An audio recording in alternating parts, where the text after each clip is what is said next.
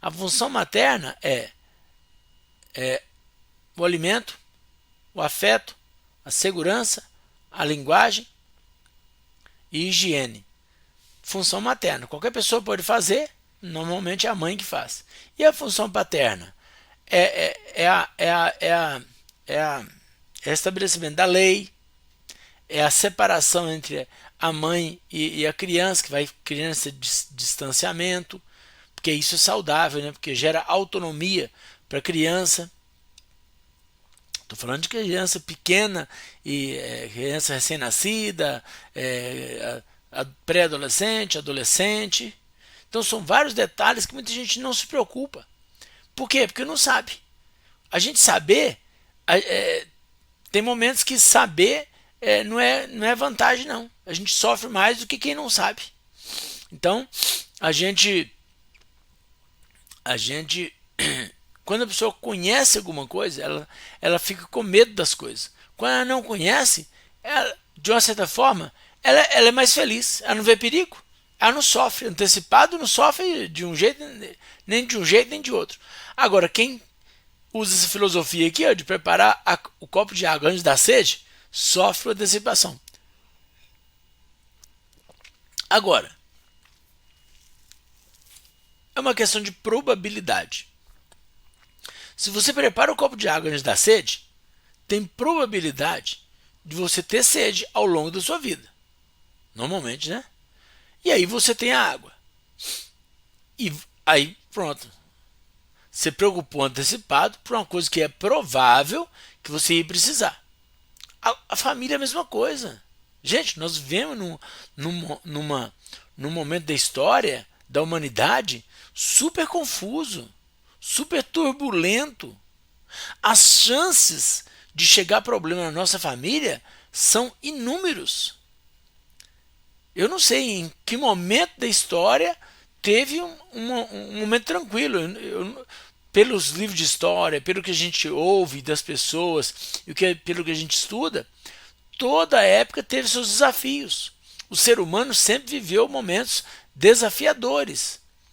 Então não é que agora é pior. Agora parece pior porque quando compara com 300, 400, 500, 1000 anos atrás, eram outros desafios. Então a pessoa fala assim, quando eu era criança era mais fácil criar filhos. Não, não era mais fácil. O desafio era diferente. Então hoje em dia, né, de 20, 30 anos para cá, os grandes centros urbanos, as pessoas estão... o êxodo rural aconteceu na década de 1970. 1960, 1970, no começo dos anos de 1980, porque eu sei porque eu participei do êxodo rural. Eu nasci no interior. E em 1975, minha família se mudou para Belo Horizonte. Então, de lá para cá, Belo Horizonte mudou muito, as capitais todas. Eu vou falar de Belo Horizonte, que é onde eu moro. Então, mudou muito porque várias pessoas saíram das cidades pequenas, dos arraiais, né, do interior, e veio para os grandes centros. E agora as ruas estão cheias de gente, cheias de carro, cheias de empresas. E esse tumulto todo trouxe alguns problemas que naquela época não tinha. Por exemplo, quando eu era criança, quando eu tinha 10, 12 anos, que começaram a aparecer as primeiras pessoas que fumavam maconha. Maconha era uma coisa assim, assustadora. Hoje não. Tem gente querendo aprovar o uso de maconha, liberar o uso de maconha, de tão popular que ficou a substância. Não vou entrar aqui quem é a favor, quem é contra, não tem a ver com o assunto. O assunto é família. Eu quero mostrar o seguinte, as diferenças. Então, um acidente de trânsito acontecia naquela época, é uma coisa rara de acontecer, um acidente de trânsito. Hoje em dia, o trânsito mata muitas pessoas todos os dias, no Brasil, em Belo Horizonte, nas grandes capitais. Por quê? É muita gente num espaço pequeno de terra, né? E no interior, poucas pessoas. Outro fenômeno. Quando eu era criança, as famílias eram grandes. Eu sou de uma família que nós éramos 16 filhos, do mesmo pai e da mesma mãe. Imagina, não foi 2 casamentos, um casamento só, 16 filhos. 2 crianças faleceram, né? E nós somos 14 filhos adultos. Eu sou o mais novo. Imagina só, como que era? A maior parte de nós hoje, nós temos o quê? Uma média de 2 ou 3 filhos. A maioria dos meus irmãos, eu acho que uma boa parte tem 3 filhos. Alguns têm um pouquinho mais, eu tenho 2. E assim vai.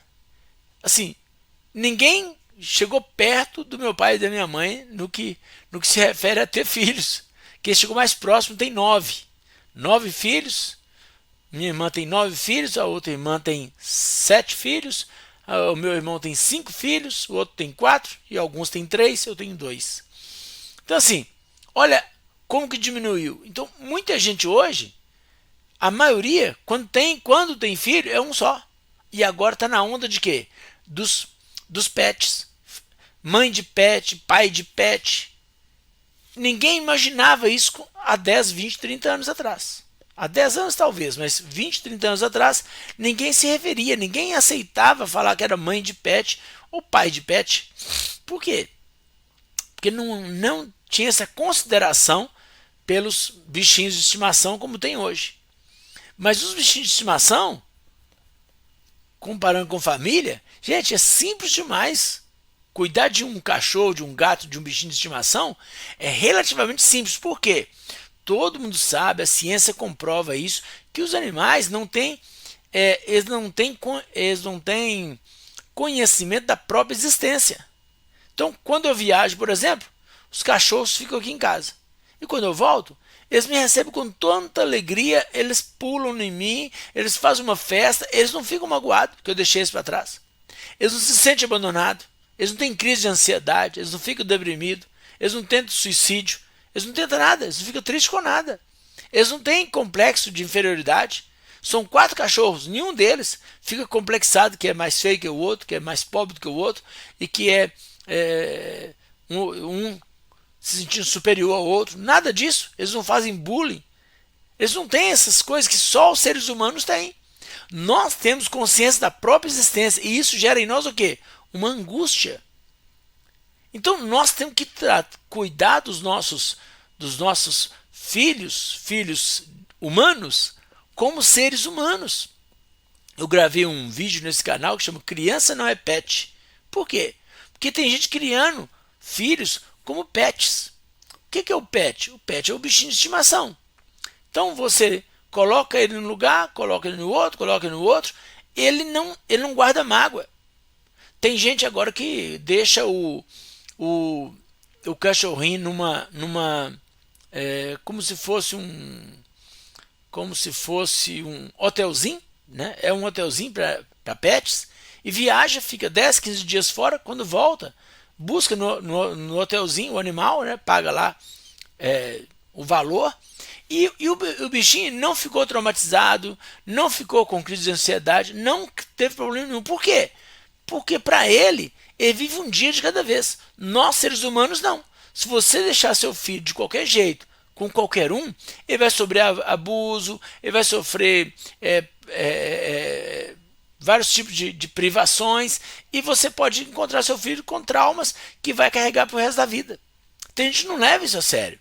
Tem gente hoje refletindo na vida adulta problemas que aconteceram aos 10 anos de idade, aos 5 anos de idade ou na adolescência. Lembrando aqui, eu gravei